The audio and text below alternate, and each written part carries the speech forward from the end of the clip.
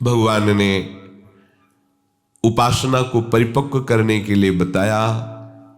पवित्र भूमि में पवित्र आसन में बैठ करके, आसन समान होना चाहिए, मेरुदंड सीधी होनी चाहिए, शरीर चंचलता रहित होना चाहिए। फिर आप चाहे नाम ध्यान में हो या रूप ध्यान में हो या मानसिक सेवा में हो, तब पहले शरीर को स्थित करो, मन को एकाग्र करो और पवित्र स्थान में बैठ करके न ऊंचा न नीचा सम होना चाहिए। आगे प्रभु कह रहे, तत्रैकाग्रम मनः कृत्वा यत् चित्तेन्द्रिय क्रिया उपविश्यासने युञ्ज्याद्योग मात्म विशुद्धये।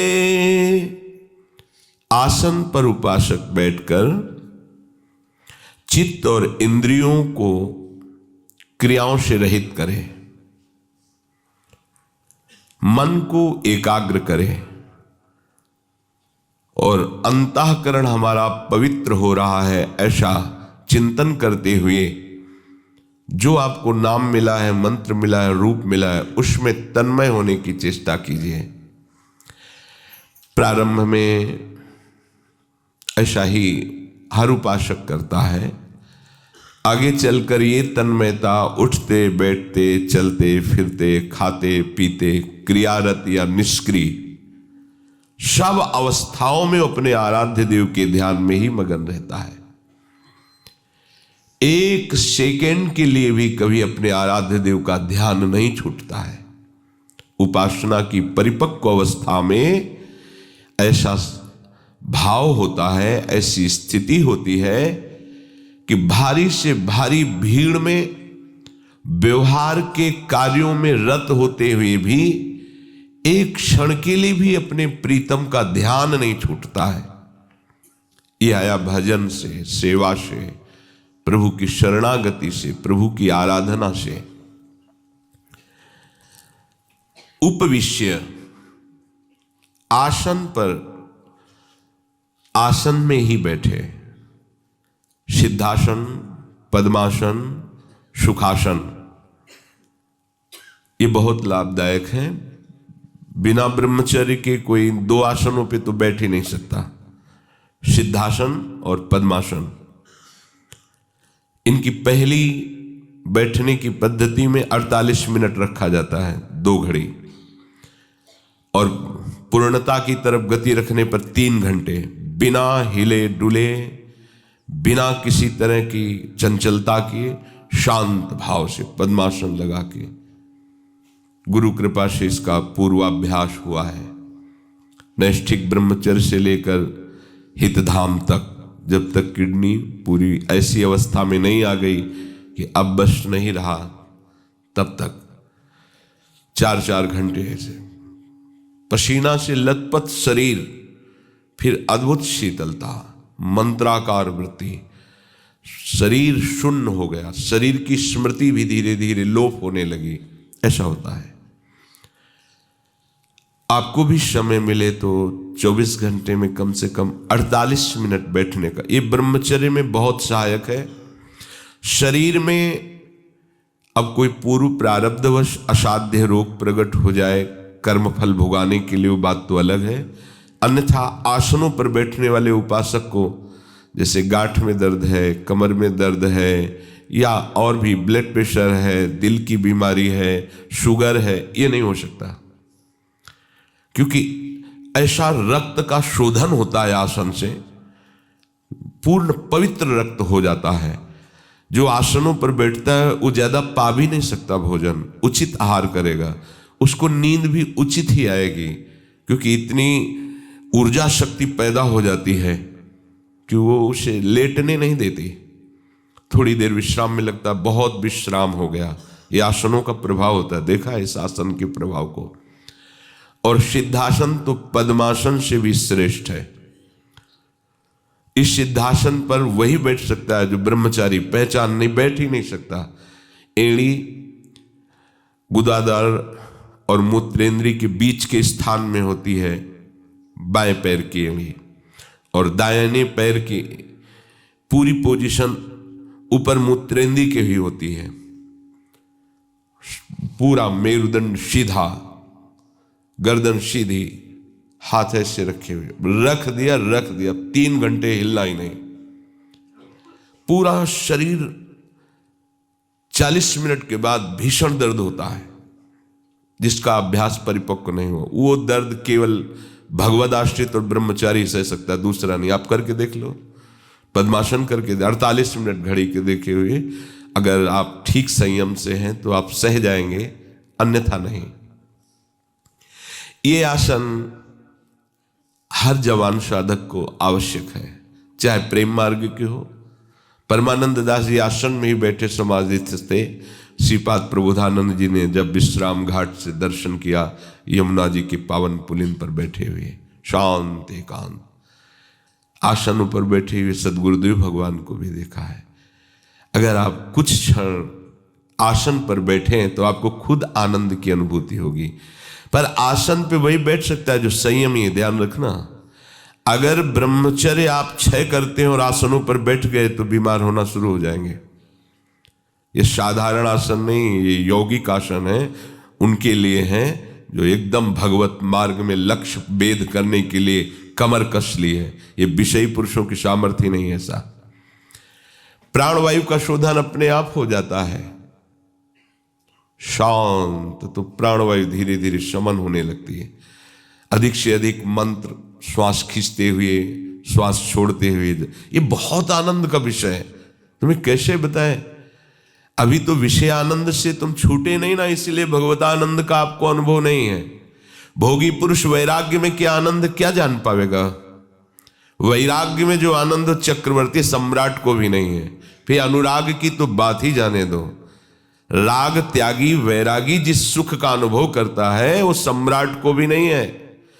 और जो वैराग्य के ऊपर अनुराग में स्थित 14 भुवनों का स्वामी होने पर भी उसको सुख नहीं मिलेगा जो अनुरागी को सुख मिलता है। एक क्षण में जो भगवत प्रेमी महात्मा को सुख मिलता है तो उसके एक क्षण के सुख के समान सोचो।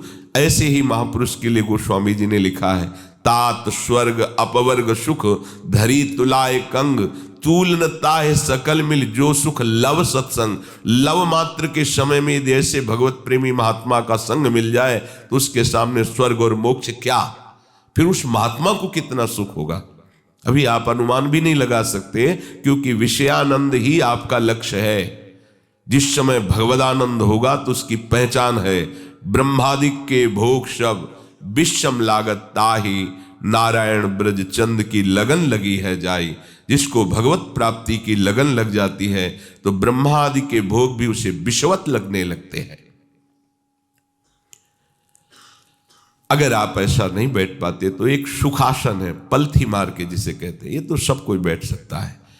पर सावधानी भगवान इसमें कह रहे हैं कि आसन में बैठने पर हिलना डुलना चेष्टाएं करना ये फिर नहीं होना। एकाग्रता के लिए इसकी आवश्यकता है।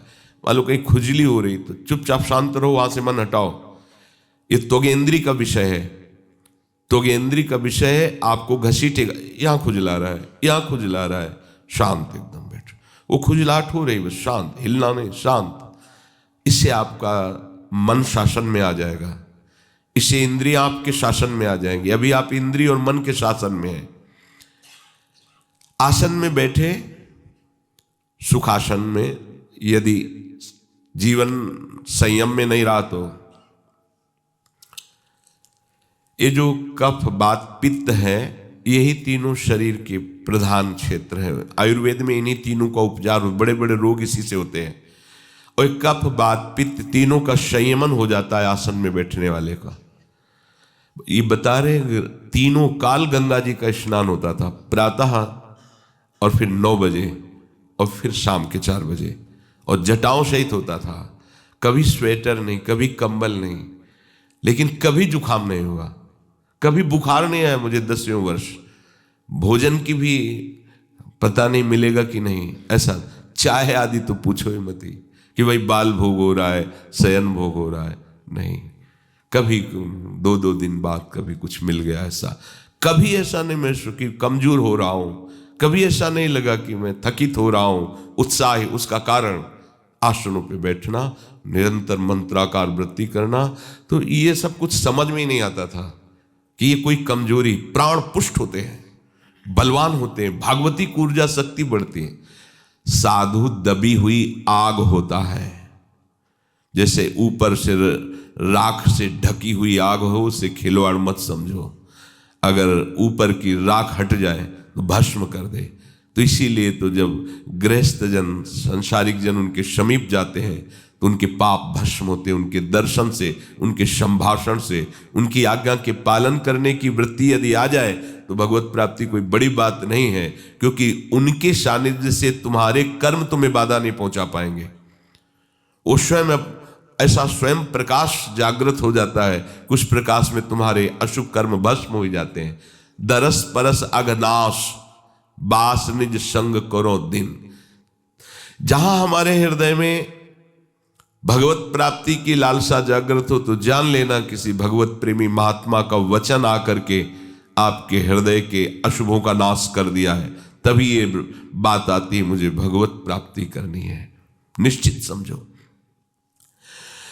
आसन में कुछ समय बैठने का तो सबको अभ्यास करना चाहिए, इससे बहुत जल्दी निरोग हो गए। असाध्य रोग आना, असाध्य रोग से ग्रसित होना ये अलग बात है। ऋतु परिवर्तन से रोग आना कभी कभी ठीक, ऐसा हो सकता है, लेकिन परेशान होना, दुखी होना, दिनचर्या छूट जाना, भजन ना होना, ये लक्षण है शरीर पोषी के। जो शरीर रागी है, केवल शरीर सुख के लिए, चाहे वो वैराग्य में चाहे गृहस्थ में, केवल शरीर सुख के लिए जी रहा है। नहीं, ऐसा कभी नहीं होता। तुम्हें कैसे होता है? 102 में परिक्रमा भी की है, परिक्रमा नहीं रुकी। जब चेक किया करके लौट करके मुरारी ने की क्या, तो 102 बुखार, कोई नहीं, इससे क्या फर्क पड़ता है? रोज कष्ट में ही है, जुखाम ये वो सब। अपनी दिनचर्या ठीक 1:30 बजे उठना, इसके साथ व्यवहार प्रेम का नहीं करना, प्रियालाल के साथ प्रेम का व्यवहार करना है। ठीक नहीं, ये जड़ वस्तु है शरीर, इससे वैसे ही व्यवहार करना है जिससे हमारा काम बन जाए। अगर इससे प्रेम करोगे तो दुर्गति करवा देगा। ये जो ढांचा है, इससे राग करोगे दुर्गति हो जाएगी। इससे ठीक वैराग्य पूर्वक व्यवहार करो, उचित भोजन, उचित वस्त्र, उचित व्यवहार और दिनचर्या कड़ाई से इससे करवाओ। हम नहीं उठ पाएंगे 4 बजे, तो अब आपने सब बिगाड़ दिया, परमार्थ का सिद्धांत ही बिगाड़ दिया। हम नहीं उठ पाएंगे मतलब आप शरीर को बोल रहे हो मैं लेकर के, अब क्या परमार्थ के पथिक हो? शरीर को 4 बजे उठाना है, हाँ उठाना है। प्रत्येक साधु महात्माओं के जीवन चरित्र को देखो, अपनी दिनचर्या को भगवान के कहने पर भी नहीं छोड़ा। पूज्यपाद भगवत अनुरागी श्री सनातन गोस्वामी जी को साक्षात नंद नंदन प्रकट होके बोले कि बाबा अब तुम गिरिराज जी की परिक्रमा में मत आया करो, ये इतनी लंबी परिक्रमा है, तुम वृद्ध हो गए, वृंदावन से पैदल आते हो, मत आया करो। जो वाक्य, दूसरे दिन फिर पहुंच गए। बाबा मना किया था, क्यों आ गए? रहा नहीं जाता प्रभु, रहा नहीं जाता, चैन नहीं है। प्रभु ने वो चरण चिन्हारी वहीं कर लिया करो।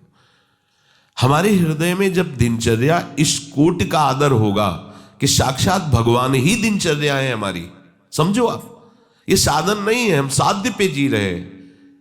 ये जो हमारी दिनचर्या है, ये भगवत स्वरूप है। इस पे प्रमाद स्थिति लाना, शरीर राग को बीच में नहीं, ये साधन धाम मोक्ष कर द्वारा पाई न जे परलोक सम्हारा, सो परत दुख पावई, सिर धिम धिम पछताए, काले कर्म ईश्वर मिथ्या दोष लगाए। व्यर्थ में काल को, प्रारब्ध को, ईश्वर को दोष दिया जाता, और काल सहयोगी नहीं, ईश्वर की इच्छा ही ऐसी, हमारा भाग्य नहीं कि हम भजन करें। तुम्हारा भाग्य नरक भोगने का है। कैसा फंसा लिया मन ने, कैसा तन ने फंसा लिया। मान जाओ मेरी प्रार्थना, इस शरीर से व्यवहार बिल्कुल उतना ही करो जितना आवश्यक है। ये तुम नहीं हो। इसको सुगंधित द्रव्यों का लेप लगा लो, चाहे सोने की भस्म खाओ, चाहे मकरा ध्वज, क्या क्या दुनिया का प्रपंच होता है, खूब खाओ, मरोगे और इसको जलना होगा, नष्ट होना होगा। इसलिए हरिनाम पाओ, ये नामामृत पियो, लीलामृत पियो, रूपामृत पियो, निहाल हो जाओगे। ऐसे दिव्य भागवतिक शरीर की प्राप्ति होगी जिसका कभी क्षय नहीं होता। प्रिया प्रीतम के समीप आठों पहर परमानंद में। इससे व्यवहार मत करो ज्यादा, व्यर्थ में अपने शरीर को दुर्गति की तरफ तुम ले जा रहे। ये जड़ वस्तु है, चाहे जितना इसको दुलार करो तुम्हारा कभी हो ही नहीं सकता। ये बेईमान है, मान लो मेरी बात। ये बेईमान जितना तुम इसको प्यार करोगे उतना ही तुम्हें दुख देगा। Blood pressure low, blood pressure high, sugar high, heart में तकलीफ, ये तकलीफ, वो तकलीफ, और फिर भी इसी को प्यार। तुम्हारी समझ में नहीं आ रहा क्यों तुम्हें दुख दे रहा, छूटने वाला है। जिसे तुम राग करके पकड़े हुए हो तुम्हारी दुर्गति कर रहा है, तुम्हें क्लेश दे रहा है, और तुम उस स्थान का परिचय नहीं प्राप्त कर पा रहे जहां महासुख है। प्रभु का नाम, प्रभु का रूप, प्रभु की लीला, प्रभु का धाम। अब जीवन भर भोग भोगे हैं। जब घर परिवार से असंतुष्टता हुई, भोग भोगने योग्य नहीं रहे, तो भजन योग्य कैसे रह सकते हो तुम? कैसे भजन योग्य रह सकते हो? शरीर में जीवन भर राग किया, भजन का अभ्यास नहीं किया, तो तुम इसे खिलवाड़ समझते हो। बुढ़ापे में तुमसे भजन हो जाएगा, वही प्रपंच होगा। देखते हैं हम, अगर जीवन भर प्रपंच किया है, वृंदावन वास कर रहे हैं, उनके पास अगर साधु सानिध्य के उद्देश्य बैठो भी ना, तो केवल कोरा प्रपंच, वर्तमान को नष्ट करना, भविष्य में उसका कोई फल नहीं, भूत को कुछ नहीं। ना वो भूत को मिटा पाएगा, ना भविष्य को बना पाएगा। वो वर्तमान नष्ट हो रहा है, हम देख रहे हैं ना। बूढ़े हैं, 82 वर्ष के हैं, कोई भगवत चर्चा की स्फुरना नहीं। वही संसार प्रपंच, चाहे माला ले लो, चाहे वेश बदल लो, कुछ कर लो। क्यों? क्योंकि पूर्वाभ्यास आपका विषयों करा है, संसार करा है, तो तुम्हें वही बातें सुहाई देंगी। तुम्हें प्रिया प्रीतम की बात तो सुहाई नहीं देगी, प्रिया प्रीतम तो अच्छे नहीं लगेंगे। इसलिए इससे व्यवहार केवल शास्त्र सम्मत करो। वही विवेकवान साधक है जो शरीर के साथ व्यवहार शास्त्र सम्मत करता है। अगर शास्त्र सम्मत व्यवहार करोगे तो इसी जन्म में भगवत प्राप्ति हो जाएगी। दुखों से निवृत्ति का एकमात्र उपाय शरीर राग का त्याग, प्रभु के चरणों का आश्रय। अगर आप नहीं समझो तो फिर आप अपनी जानो। यत चित्रेंद्रिय क्रिया, जब आप भजन के लिए बैठो तो इंद्रियों को अन्य क्रियाओं में न जाने दो। वो करना था वो करेंगे, फिर ऐसा है भजन हो जाए, फिर इसके बाद उठ करके ऐसा, रोको इसको। अब वर्तमान में तू समय नष्ट कर रहा है, आगे जो तुझे करने के लिए सेवा दी जाएगी वो मिलेगी। अभी तुझे बैठकर चिंतन करना नाम का, रूप का, लीला का, ये व्यर्थ का चिंतन क्यों कर? डांटो अपने मन को, इंद्रियों को डांटो। उसी समय सारा काम है, देख लो ना, बैठ के देखो ना आप। उसी समय सारा प्रपंच निवारण करने के लिए वो बैठ जाएगा मन। ऐसा करना, वैसा करना, कई मिनट रह गए, पूरा हो जाए, फिर चले अमुक कार्य। क्या है ये? डांटो उसको। हमने वर्तमान में तुम्हें नाम जप के लिए बैठाला है, तुम्हें नाम जप करना होगा। आगे क्या करना हो हम बताएंगे आपको। चुपचाप नाम जप कर, डांटो उसको, ये तुम्हारे शासन में आ जाएगा। आप अपने स्वरूप को भूल गए हैं, आपके ही शासन से ये समेटेंगे, आपके ही सामर्थ्य से ये सामर्थ्यवान है, आपके ही चैतन्य प्रकाश से ये प्रकाशित हैं, आप इनसे नहीं हैं। सब कर परम प्रकाशक जोई, आपका वो स्वरूप है जो इंद्रियों को, मन को, अंतःकरण को, बुद्धि को, स्वभाव को, सबको पावर दे रहा है। आपके ही पावर से वो आपको भ्रम में डालकर नष्ट कर रहे हैं। इस भ्रम को मिटाओ। जास कृपा सब भ्रम मिट जाई, गिरजा सोई कृपालु रघुराई। बहुत बड़ा है भ्रम बैठ गया है। शरीर, मन, इंद्रियां, इन पर उपासक का अधिकार होता है, वही उपासक कहा जाता है। शरीर, मन, इंद्रियां जिस पर अपना अधिकार रखती हैं उसे विषयी और संसारी कहते हैं। शरीर, मन और इंद्रियों पर जो अधिकार रखता है उसे साधक कहते हैं। शरीर, मन, इंद्रियां जो भगवदाकार को प्राप्त हो जाती है उसे सिद्ध कहते हैं। जब आप भजन में बैठें, जब आप ध्यान के लिए बैठें, तो व्यवहार में जाने वाले मन और इंद्रियों को रोकने की चेष्टा करें। जब आप भजन मार्ग में चलेंगे तभी तो आप जान पाएंगे कि मन जा रहा है, इंद्रियां जा रही। नहीं, किसको पता है? मन और इंद्रियों में ही विचरण करता रहता है, पता ही नहीं पाता कि मन हमारा कब कहां ले गया। एकाग्रम मनः कृत्वा, सबसे बड़ी सिद्धि है ये। जो कार्य करो उसमें एकाग्र होकर के करो, तन्मयता पूर्वक करो। मन को एकाग्र कर लेना वर्तमान के कार्य में, यही उपासक का बल है। ध्यान देना, इसकी चाल होती है।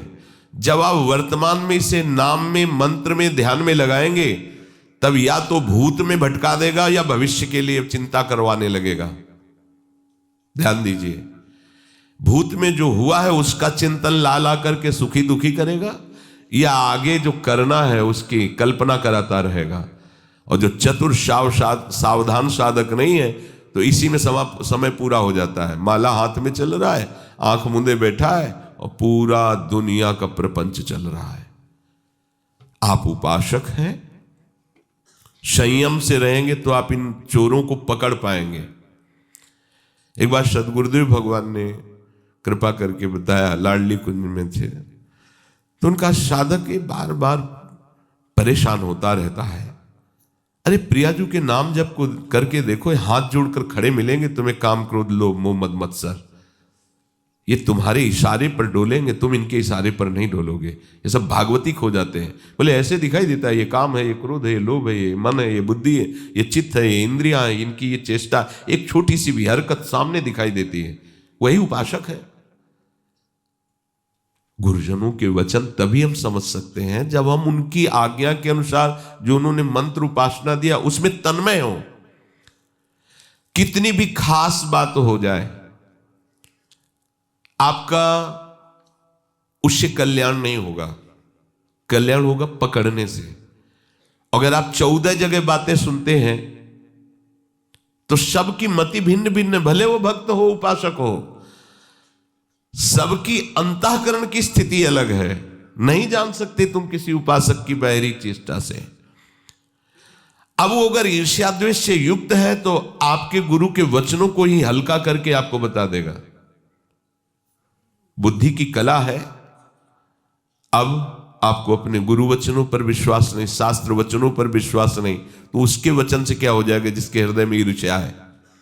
कंचन तजना सहज है, सहज तिया का नेह, मान बड़ाई ईर्ष्या दुर्लभ तजनाए। अपने सदगुरुदेव के वचन अकाट्य, उसके लिए किसी से प्रश्न करने की जरूरत नहीं है। अगर समझना है तो उन्हीं से केवल समझना है, और विश्वास करके चल दो तो तुम्हें समझने की जरूरत नहीं पड़ेगी।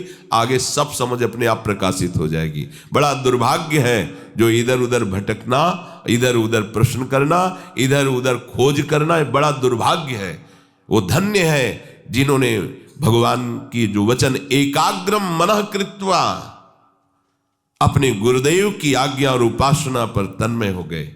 कल जो चर्चा हुई थी उसमें था अपने गुरुदेव और अपने आराध्य देव के समान किसी को भी नहीं विराजमान करना। उनकी आज्ञा ब्रह्म वाक्य है। मोक्ष मूलम गुरु कृपा, उनकी कृपा ही हमें मोक्ष पदवी में स्थित करेगी। उनका हर वाक्य हमारे लिए मंत्र है। मंत्र मूलम गुरु वाक्यम।